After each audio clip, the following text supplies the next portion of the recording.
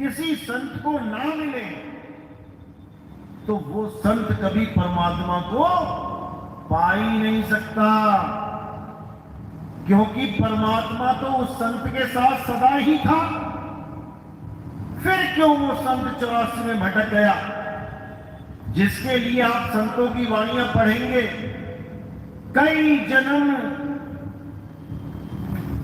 जन्म बिछड़े थे माधो, ये जन्म तुम्हारे लेखे। बहुत जन्मों से बिछड़े हुए थे। क्यों बिछड़े थे? क्योंकि परमात्मा इंसान के रूप में समझाने आया ही नहीं। जिसके लिए संतों ने बोला कई जन्म गजमीन कुरंगा, कई जन्म भय कीट पतंगा। कितने जन्म 84 लाख में भटकते रहे, लेकिन परमात्मा नहीं मिला। क्यों नहीं मिला? क्योंकि हमें कोई बताने वाला ही नहीं था कि परमात्मा है तो है कहां। जो भी मिला अज्ञानी मिला। लेकिन जब परमात्मा की दया होती है तो वो अपने संतों को एक इंसान के रूप में आके मिलता है और शब्द का भेद बताता है, सच्चे नाम की परिभाषा समझाता है, सच्चे नाम से सूरत को जोड़ता है। जैसे बाबा नानक को बेई नदी पे मिले, दादू जी को, गरीबदास जी को खेतों में मिले, धरमदास जी को तब मिले जब वो हवन यज्ञ कर रहे थे, मदन साहिब को जंगल में मिले।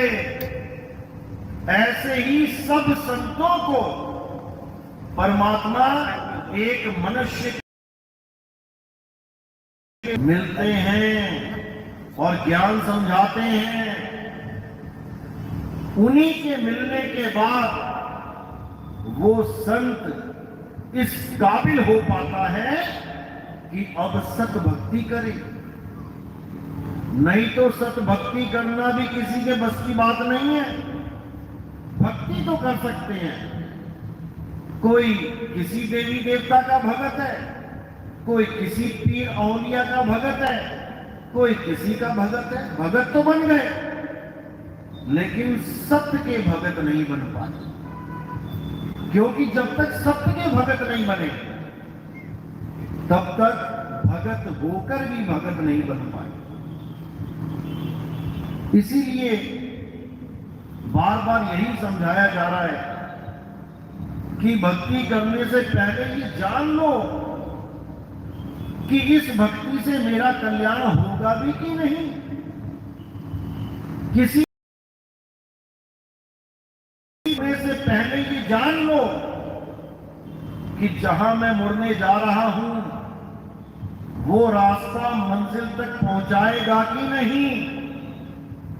अगर ये क्लियर हो जाए कि हां ये रास्ता मंजिल तक पहुंचाएगा, उसके बाद दुविधा नाम की चीज ही नहीं रहेगी। लेकिन अगर ऐसा रास्ता मिल जाए जो मंजिल तक पहुंचाए ही ना, तो उस रास्ते पे चलना बेकार है, पहुंच ही नहीं पाओगे। इसीलिए रास्ते पे चलने से पहले ये जान लेना है कि ये रास्ता मंजिल तक पहुंचता है या नहीं। जो रास्ता मंजिल तक पहुंचे उसी को सत भक्ति कहते हैं, और जो मंजिल तक पहुंचे ही ना उसे असत भक्ति कहते हैं। अब मंजिल है क्या? कैसे पता लगे रास्ता मंजिल तक पहुंच रहा है कि नहीं? तो मंजिल के लिए क्या बताया गया कि हे अर्जुन, इस दुनिया में जितने भी लोग हैं वो हवन यज्ञ अगर नहीं करते हैं, पूजा पाठ नहीं करते हैं, देवी देवताओं के यज्ञ नहीं करते हैं, यज्ञ के बाद बचे हुए प्रसाद को अपने रूप में नहीं देते हैं, तो वो पापी हैं। फिर तो हम भी नहीं लेते, हम भी पूजा नहीं करते, हम भी पापी हो गए? नहीं हुए। क्यों?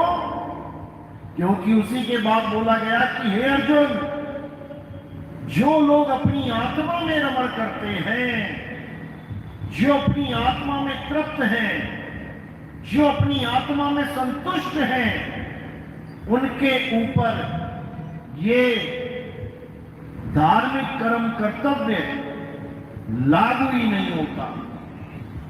वो हर प्रकार के कर्म कांड से, हर प्रकार के जप तप व्रत से, हर प्रकार की पूजा पाठ से निवृत्त हो जाते हैं।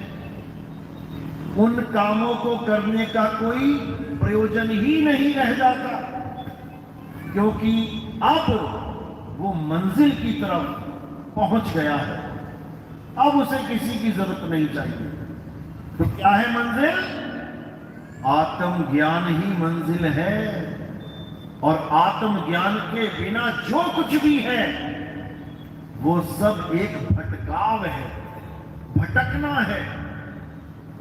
जिसके लिए बोला जल में नींद प्यासी, मोहे देखत आवे हासी।